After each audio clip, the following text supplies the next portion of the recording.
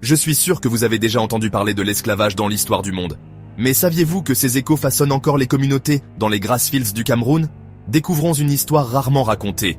En haut des montagnes volcaniques du Cameroun, les Grassfields recèlent un passé complexe. Ici, l'esclavage ne concernait pas les raids massifs. Il était tissé dans la vie quotidienne, à travers d'anciennes coutumes et la justice locale.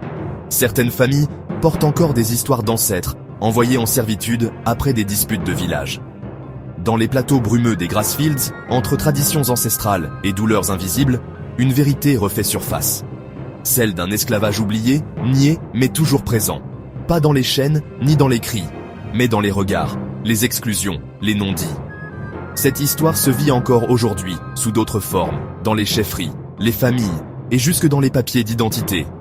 Comme le dit un chef traditionnel, nous devons faire face à notre histoire pour avancer. À Bangou, le mémorial Lahapou se dresse comme un rappel des vies perdues et des souffrances silencieuses.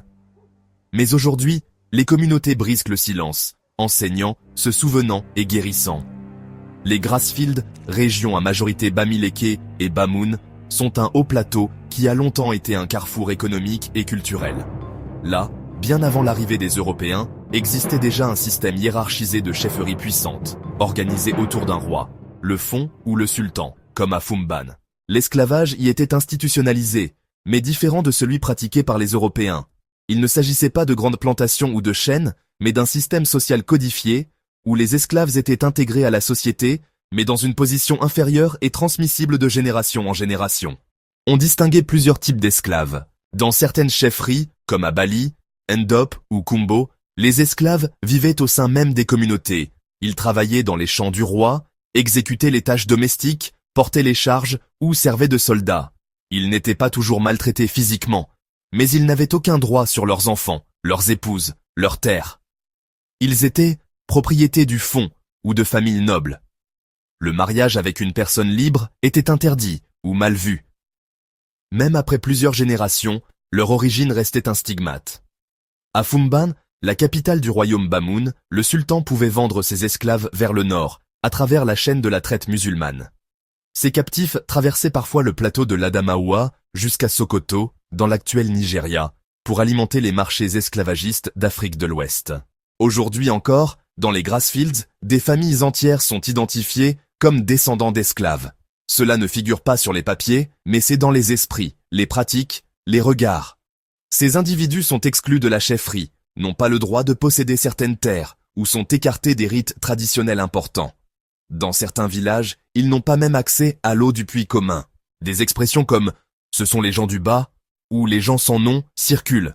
Les mariages mixtes, avec des familles libres, sont encore refusés, sous peine de rejet social ou d'exclusion du clan.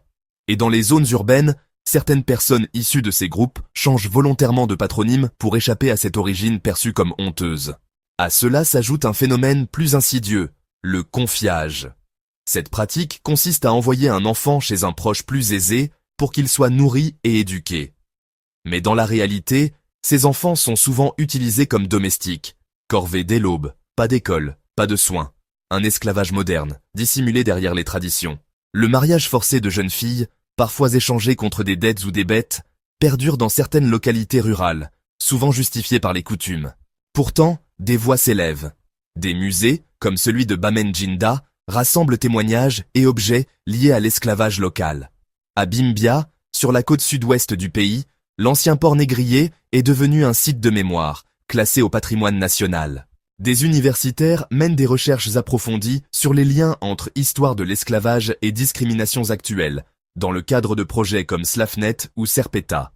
Et sur le terrain, des collectifs de jeunes issus de ces groupes marginalisés s'organisent pour exiger l'égalité d'accès aux droits civiques, la reconnaissance des injustices passées et la fin du silence sur leur histoire. L'histoire de l'esclavage dans les Grassfields ne se lit pas dans les manuels scolaires. Elle se murmure dans les familles, s'inscrit dans les silences, et se transmet dans les regards fuyants. Mais aujourd'hui, cette histoire demande justice, dignité et surtout mémoire.